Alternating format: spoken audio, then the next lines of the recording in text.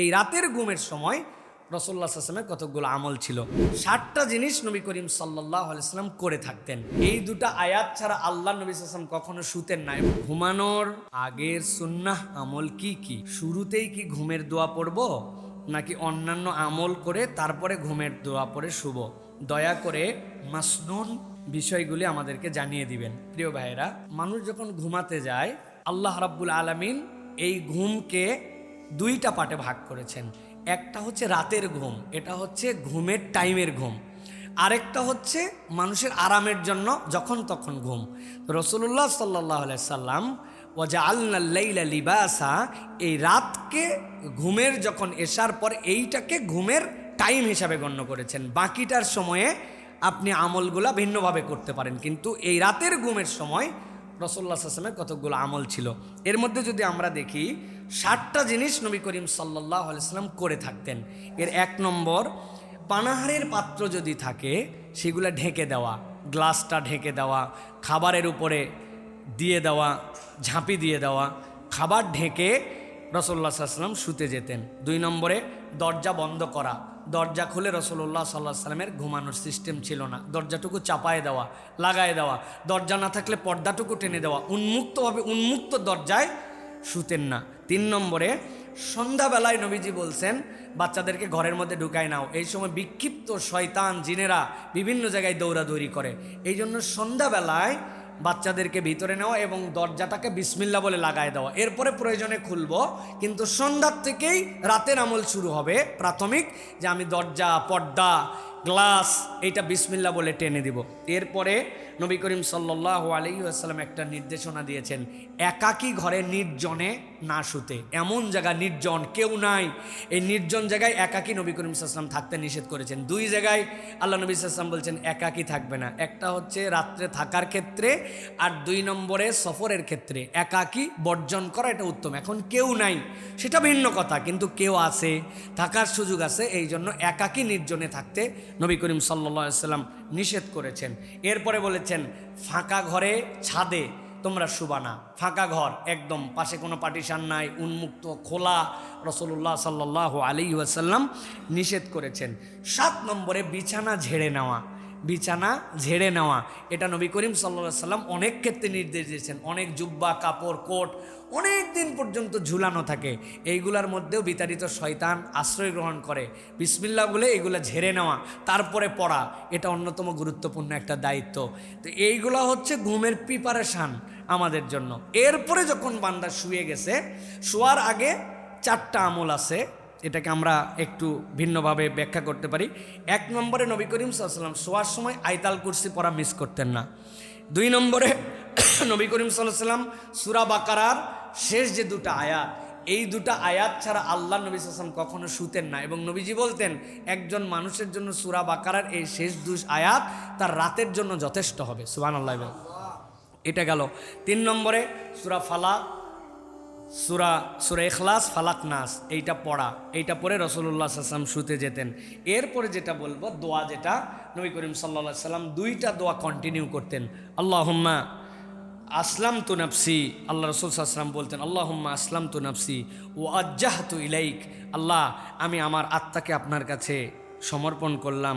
আল্লাহ ও আজ্জাহতু ওয়াজহি ইলাইক, আমার মুখকে আপনার দিকে করে দিলাম।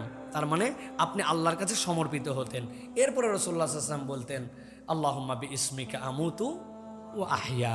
এরপর রাসূলুল্লাহ সাল্লাল্লাহু আলাইহি ওয়াসাল্লাম শুয়ে যেতেন, ডান কাতে শুতেন, গালের নিচে হাত দিয়ে রাখতেন, আপনার যেভাবে হয় এইভাবে রিল্যাক্স করে আপনি শুয়ে গেলেন। সুতরাং এইগুলো হচ্ছে একজন মুসলমানের জন্য ক্রাইটেরিয়া। দেখবেন এইগুলা কোনোটাই আপনাকে বাড়তি হ্যাসেল দিবে না, সবগুলাই জাস্ট একটা তারতিবের মধ্যে রাখা এবং এইটা পড়া।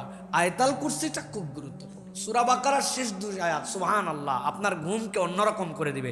আর ইখলাস, ফালাক, নাস ছাড়া কোনো ইমানদার শুতেই যাবে না। আর আল্লাহর কাছে বলবেন আল্লাহ তোমার জন্য শুতে যাচ্ছি, আল্লাহ তুমি আবার হায়াত দিলে তোমার জন্য উঠবো, এইটা বলে আমরা শোয়ার জন্য চেষ্টা করব। এই গেল মোটামুটি আমাদের জন্য মাসনুন শোয়ার আমল। একজন প্রশ্ন করেছেন, অন্তরে শান্তি পাই না, কি কোনো অসুস্থ অন্তরে শান্তি পাই না, যেন অসুস্থ অন্তর কোনোভাবেই শান্তি পাচ্ছে না, কোনো দোয়া বা আমল আছে কি? প্রিয় ভাইয়েরা, অসুস্থ অন্তর যেটা আমরা বলি আমাদের জন্য, এই অসুস্থ অন্তরকে শান্ত করার জন্য কিছু কিছু আমল আছে, যেই আমলগুলি আমাদের জন্য অত্যন্ত গুরুত্বপূর্ণ।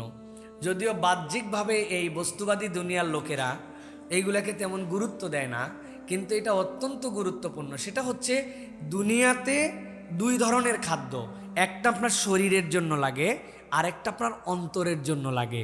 অন্তরের খোরাক যদি না দেন, ও তো ক্ষুধার্ত অন্তর তখন তো এদিক ওদিক দৌড়াদৌড়ি করবে।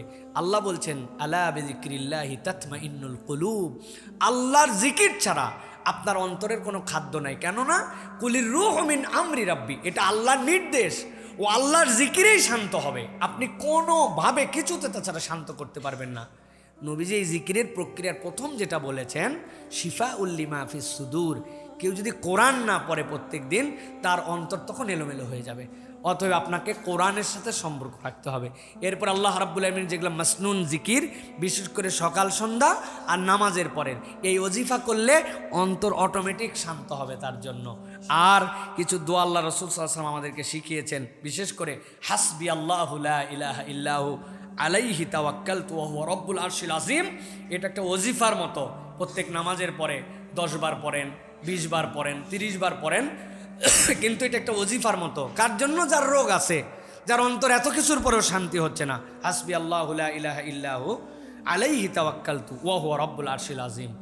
আর একটা খাদ্যের কথা আসছে, সিরিয়াসলি খাবার।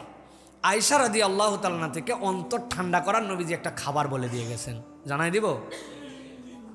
আয়েশা রাদিয়াল্লাহু তাআলা বলছেন, সামি'তু রাসূলুল্লাহি সাল্লাল্লাহু আলাইহি ওয়াসাল্লাম ইয়াকুল আত-তালবিনাতু মুজিম্মাতুন লিফুয়াদিল মারিদ ওয়া তাযহাবু বিবাদিল হুজন। আল্লাহ নবী বলছেন, তোমরা তালবিনা খাও, এটার দ্বারা তোমাদের কিছু দুশ্চিন্তা চলে যাবে। আর যারা তোমাদের মধ্যে হতাশাগ্রস্ত, অসুস্থ, আল্লাহ রাব্বুল আমিন এর দ্বারা তাদেরকে হৃদয়ে প্রশান্তি দিয়ে দিবেন। সুবহানাল্লাহ বলবেন না? এটা একদম ডাইরেক্ট খাবার। আল্লাহ বলতেছেন ও বিবাদিল হুজন, তার কিছু দুশ্চিন্তা আল্লাহ দূর করে দিবেন, আর আল্লাহ রাব্বুল তার অন্তরকে শান্তি দিয়ে দিবেন, শরীরকে সুস্থ বানায় দিবেন। মারা গেছে কেউ, হতাশ, দুশ্চিন্তা, আল্লাহ নবী বলেন তাদেরকে তালবিনা বানায় খাওয়াও। ওরা ওদের ফ্যামিলি ক্রাইসিসে ভুগতেছে, এমন লোককে হারাইছে যে ওদের অন্তরের মধ্যে আর কোনো শান্তি নাই, তালবিনা তাদের জন্য বানায় পাঠাও। কি দিয়ে? জবের আটা, সাথে মধু দিয়ে মিষ্টি, চিনি দিয়ে না।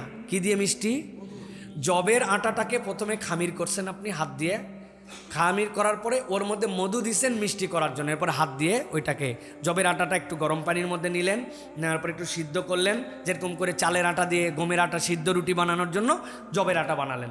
এরপরে ওইটাকে নরম করার জন্য, মিষ্টি করার জন্য দিছেন হচ্ছে প্রথমে মধু।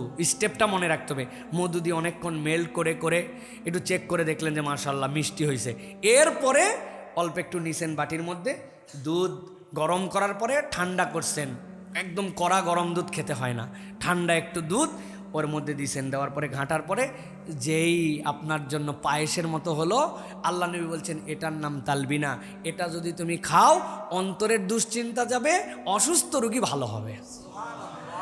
সুতরাং আমলগুলাও করব আমরা ইনশাআল্লাহ, আর সাথে সাথে এইটা বানায় মাঝে মাঝে খাওয়ার জন্য চেষ্টা। এখন অ্যাভেলেবেল জবের এগুলো সব অনলাইনে পাওয়া যায়, আপনি কিনবেন, কিনে এইটা প্র্যাকটিস করা দরকার। যেহেতু এটা হচ্ছে রাসূলুল্লাহ সাল্লাল্লাহু আলাইহি ওয়াসাল্লামের পক্ষ থেকে আমাদের জন্য রুকিয়া এবং আমাদের জন্য ট্রিটমেন্ট। এটা হচ্ছে তিব্বুন নবী, নবী করিম সাল্লাল্লাহু আলাইহি ওয়াসাল্লামের চিকিৎসা।